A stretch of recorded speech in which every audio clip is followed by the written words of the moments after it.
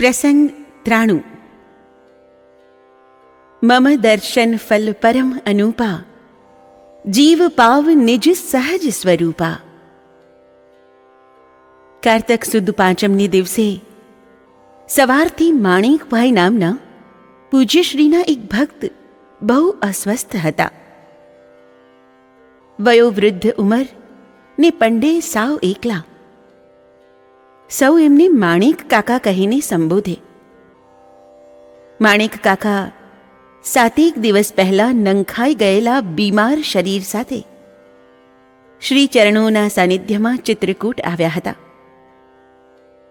ભોગીભાઈના આગ્રહથી એ પહેલીવાર વિલાસપુર નેત્ર યજ્ઞમાં કૌમને ગયેલા. જાતના વાણ્યા, તેથી એ લોહાણાના ગોરને હું ન માનું એવું ઘણીવાર ભોગીભાઈને કહી બેસતા. પરંતુ વિલાસપુરમાં પૂજ્યશ્રીની નજીકથી નિહાળ્યા. ગરીબો પ્રત્યેની એમની દયાળુતા અને શિષ્યો પ્રત્યેની માયાળુતા જોઈ એ ખૂબ તાજ્જુબ થયા. તેથી એમણે પણ પૂજ્યશ્રીનું શિષ્યત્વ સ્વીકાર્યું.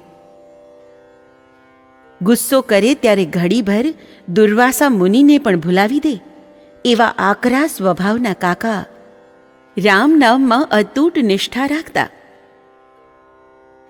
ક્રોધી સ્વભાવને કારણે એમનો એકનો એક દીકરો એમને છોડી ગયેલો. કાકાને એ વાતનું લાગી આવતું. એકવાર પૂજ્યશ્રીએ એમને કહ્યું, ક્યોં દુખી હોતે હો? જિસકા કોઈ નહીં ઉસકા મેં હું. પૂજ્યશ્રીએ એ વચન બરાબર પાડ્યું. છેલ્લા 2 દિવસથી ચિત્રકૂટમાં માણેક કાકાનું પ્રાણ પંખેરું ઉડું ઉડું થઈ રહ્યું હતું. ત્રીજને દિવસે પૂજ્યશ્રીના દર્શનની ઈચ્છા થતાં એક ભાઈ એમને ઊંચકીને શ્રી ચરણોમાં લાવ્યા. તેઓ શ્રીએ એમના માથા પર પ્રેમથી હાથ ફેરવ્યો અને 2-5 મિનિટ પછી એમને પાછા મોકલી દીધા. એમના ગયા પછી પૂજ્યશ્રી ધીરેથી બોલ્યા, 2 रोज और ठहर जाओ माणिक पापा, क्यों सबकी चतुर्थी बिगाड़ते हो? ચતુર્થીને દિવસે સવારે વાલજીભાઈએ પૂજ્યશ્રીને સમાચાર આપ્યા, માણેક કાકા એક સરખું બોલ બોલ કરે છે. મુંબઈ પાછા જવાની રઢ લઈ બેઠા છે. થોડી થોડી વારે પૂછે છે, મુંબઈની ટિકિટ આવી ગઈ? ઉનકા તો કલ કા ટિકિટ निकल चुका है. સર્વજ્ઞ પૂજ્યશ્રી ગંભીરતાપૂર્વક બોલ્યા. સાંભળનારા સ્તબ્ધ બની ગયા. સાંજે વિમુબહેને પૂછ્યું, ભગવાન, કાલે મંગળવાર છે, તેથી આજ્ઞા હોય તો કામદગીરીની પરિક્રમા કરવા જવાની બધાની ઈચ્છા છે. પૂજ્યશ્રી શાંત રહ્યા. પછી કહ્યું, वीमा बेटा, कल तो सब माणिक काका की बारात में गए होंगे.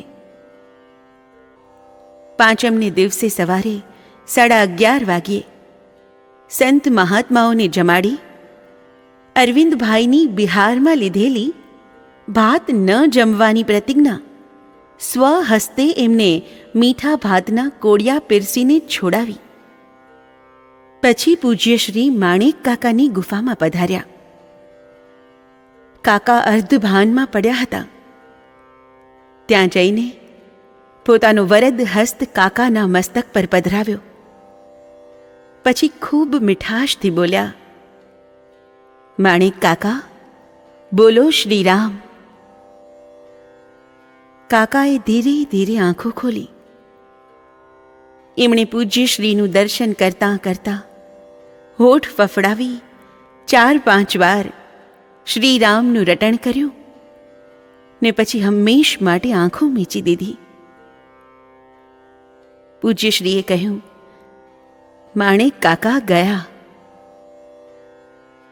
પૂજ્યશ્રી નદી તીરે સૌની સાથે સ્મશાનમાં પણ ગયા.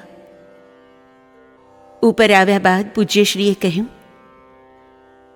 माणिक काका की सेवा देखकर विचार आता है कि वह एक उच्च आत्मा थे। उन्होंने नेत्र यज्ञ में जो सेवा की वह अजोड़ है। जो आदमी जन्मा उसकी मृत्यु निश्चित है, उसको कोई नहीं टाल सकता।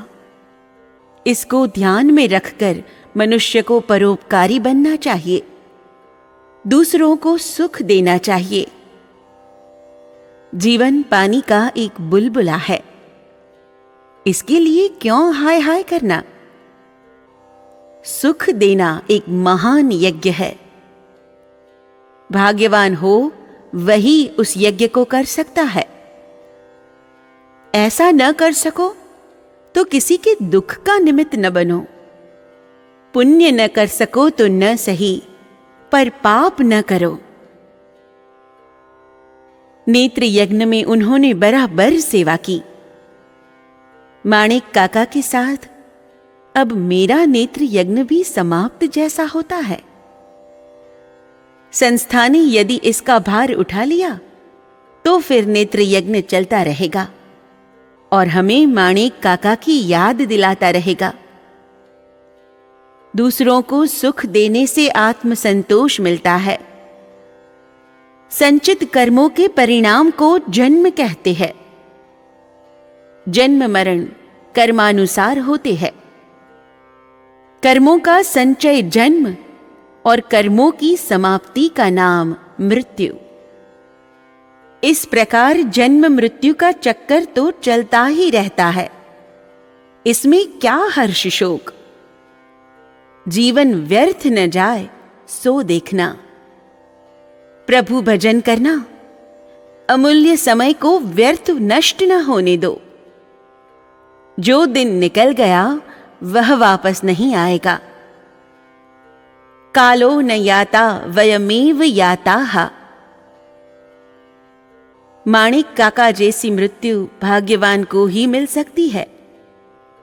तीर्थ स्थान, गंगा जी का घाट और गुरु का सानिध्य। मैं खुद 3 बार इस तीर्थ स्थान में मरने की इच्छा लेकर आया। पहली बार कैंसर लेकर आया था। उस वक्त बंबई में डॉक्टर ने तो कह दिया था कि अब नहीं बच सकते, पर मैं नहीं मरा। दूसरी बार अत्यंत दुखी होकर मरने की इच्छा से आया था। अब तीसरी बार भी उसी इच्छा को लेकर आया हूं, पर अब की बार भी मरने वाला नहीं हूं। अंत में आप सबको मैं आज्ञा करता हूं कि यहां पर जितनी भी बहनें हैं वे कल 2-2 पूरण पोड़ी बनावे, एक खुद के लिए और एक दूसरे के लिए। क्योंकि जब हम जन्म का उत्सव मनाते हैं तो ऐसे मरण का भी क्यों न मनावे। चित्रकूट छोड़ता पहला पूज्य श्री ये कहूं, जब मनुष्य को यह विश्वास हो जाता है कि मेरा कोई रक्षक है, तब वह निर्द्वंद्व हो जाता है। सच्ची जिज्ञासा से ईश्वर आराधना में लग जाओ। ईश्वर साधन करके अनुभव करने की वस्तु है, बातें करने की नहीं। संसार में रहकर जज की तरह काम करो। जज अदालत में कुर्सी पर बैठता है, तब दत्तचित्त होकर पूरा केस सुनता है और उसी में मन लगा देता है। लेकिन कोर्ट का समय पूरा होते ही सारी उपाधि वहीं छोड़कर घर जाता है और अपने घरेलू काम में डूब जाता है। ऐसा वह न करे तो उसके मत्थे पर बहुत बोझा हो जाए। इसी प्रकार ध्यान करते समय बहिरंग संकल्पों को बंद करके अंतरंग जगत में प्रवेश करो, तो आपको सूक्ष्म जगत मिलेगा। जिन खोजा तिन पाइया, गहरे पानी पैठ। मैं बपूरा बूढ़न डरा, रहा किनारे बैठ। किनारे पर बैठकर गहराई की बातें भर करने से कुछ नहीं मिलेगा। सर्वे त्रः सुखिनः सन्तु, सर्वे सन्तु निरामयाः। સર્વે ભદ્રાણિ પશ્યન્તુ મા કશ્ચિદ દુઃખમાપ્નુયાત. જય ગુરુદેવ. જય સિયારામ.